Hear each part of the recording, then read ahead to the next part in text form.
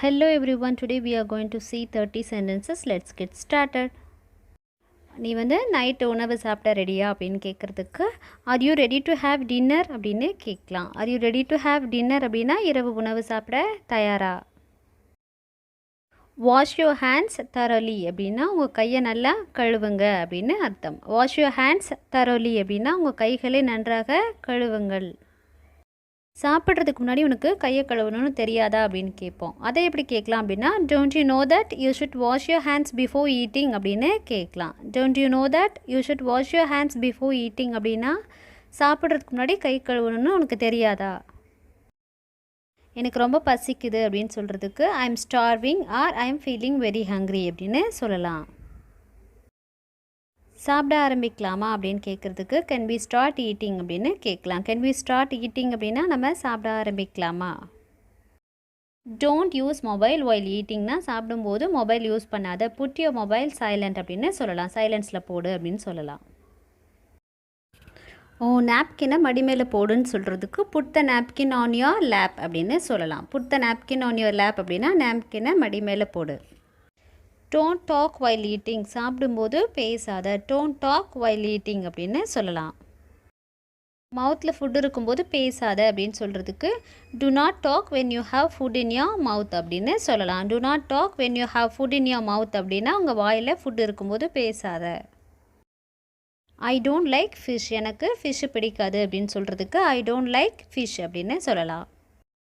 ஃபுட்டை நல்லா மென்று சாப்பிடுன்னு சொல்கிறதுக்கு சூ யுவர் ஃபுட் அப்படின்னு சொல்லலாம். ஃபுட்டை நல்லா மென்று சாப்பிடு அப்படின்னு சொல்கிறதுக்கு சூ யுவர் ஃபுட் அப்படின்னு சொல்லலாம். உனக்கு தேவையானதை கேளுன்னு சொல்லுவோம். அதை எப்படி சொல்லலாம்னா ask for what you need அப்படின்னு சொல்லலாம். Ask for what you need அப்படின்னா உனக்கு தேவையானதை கேளு.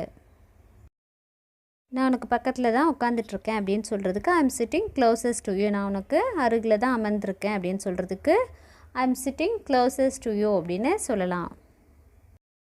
பேர் பார்த்தீங்க அப்படின்னா சாப்பாடை மென்று சாப்பிடாம அப்படியே முழுங்கிடுவாங்க. ஸோ அதை எப்படி சொல்லலாம் அப்படின்னா டோன்ட் ஸ்வாலோ யுவர் ஃபுட் அப்படின்னு சொல்லலாம். டோன்ட் ஸ்வாலோ யுவர் ஃபுட் அப்படின்னா உன்னோட உணவை அப்படியே முழுங்காத அப்படின்னு அர்த்தம்.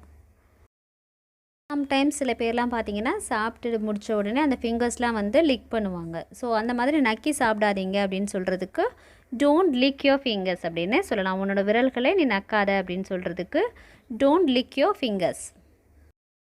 சர்வ் த ஃபுட் அப்படின்னா உணவை பரிமாறு அப்படின்னு சொல்கிறதுக்கு சர்வ் த ஃபுட் அப்படின்னு சொல்லலாம். Next one keep your elbows off the table அப்படின்னா டைனிங் டேபிளில் நிறைய பேர் பார்த்திங்கன்னா நம்ம கை முட்டி அப்படியே மேலேயே வச்சு சாப்பிடுவாங்க. So keep your elbows off the table அப்படின்னா உன்னோட முழங்கைகளை மேசையிலேருந்து எடுல விலக்கி வை அப்படின்னு அர்த்தம். டோன்ட் ஸ்பில் எனிதிங்னா எதையும் கொட்டாத எதையும் சிந்தாத அப்படின்னு சொல்கிறதுக்கு டோன்ட் ஸ்பில் எனிதிங் அப்படின்னு சொல்லலாம்.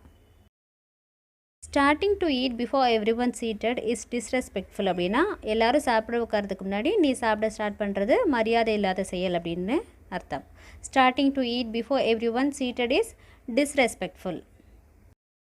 சாப்பிடும்போது நிறைய தண்ணி குடிக்காதுன்னு சொல்கிறதுக்கு don't drink too much water while eating அப்படின்னு சொல்லலாம். Don't drink too much water while eating அப்படின்னா சாப்பிடும்போது நிறைய தண்ணி குடிக்காதீங்க. உப்பை எடு இல்லை கொஞ்சம் உப்பு கொடு அப்படின்னு கேட்போம். அதை எப்படி சொல்லலாம் அப்படின்னா pass me the salt please அப்படின்னு சொல்லலாம். Or give me the salt please அப்படின்னு சொல்லலாம். தயவு செஞ்சு எனக்கு கொஞ்சம் உப்பு கொடு இல்லைனா உப்பை இங்கே பாஸ் பண்ணு அப்படின்னு சொல்கிறதுக்கு பாஸ் மீ த சால்ட்டுன்னு சொல்லலாம். Or give me the salt அப்படின்னு சொல்லலாம். ஒன்றா உட்காந்து உணவு சாப்பிட்லாம் அப்படின்னு சொல்லுவோம். அதை எப்படி சொல்லலாம் அப்படின்னா லெட்ஸ் ஹேவ் ஃபுட் டுகெதர் அப்படின்னு சொல்லலாம். ஒன்றா உணவு சாப்பிட்லாம் அப்படின்னு சொல்கிறதுக்கு லெட்ஸ் ஹேவ் ஃபுட் டுகெதர் அப்படின்னு சொல்லலாம். இன்னும் கொஞ்சம் சாப்பிடுன்னு சொல்கிறதுக்கு ப்ளீஸ் ஈட் சம் மோர் அப்படின்னு சொல்லலாம். Or please have some more அப்படின்னு சொல்லலாம். தயவு செஞ்சு இன்னும் கொஞ்சம் சாப்பிடுன்னு சொல்கிறதுக்கு please have some more or please eat some more. இல்லை நான் ஏற்கனவே போதுமான அளவு சாப்பிட்டுட்டேன் அப்படின்னு சொல்கிறதுக்கு I have had enough already அப்படின்னு சொல்லலாம். I have had enough already அப்படின்னா நான் ஏற்கனவே போதுமான அளவு சாப்பிட்டுட்டேன் அப்படின்னு அர்த்தம்.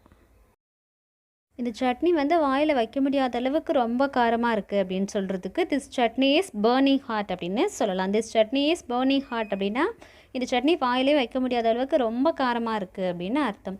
இந்த இடத்துல பர்னிங் ஹாட் அப்படின்றது ரொம்ப ஹாட்டாக இருக்குன்றதை அட்ரெஸ் பண்ணலை, ரொம்ப காரமாக இருக்குன்றதை அட்ரெஸ் பண்ணும்.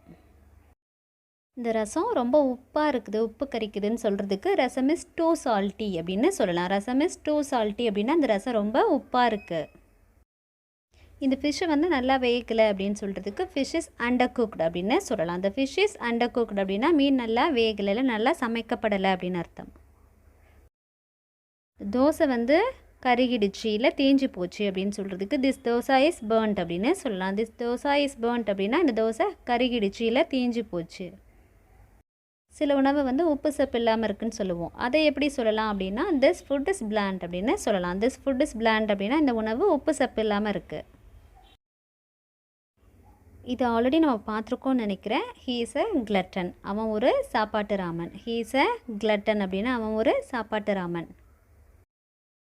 Thank you so much for watching. If you are new here, please subscribe and share. If this video helped you to learn a little bit English, give me a like. நான் உங்கள் மகம் கானா சகோதரி.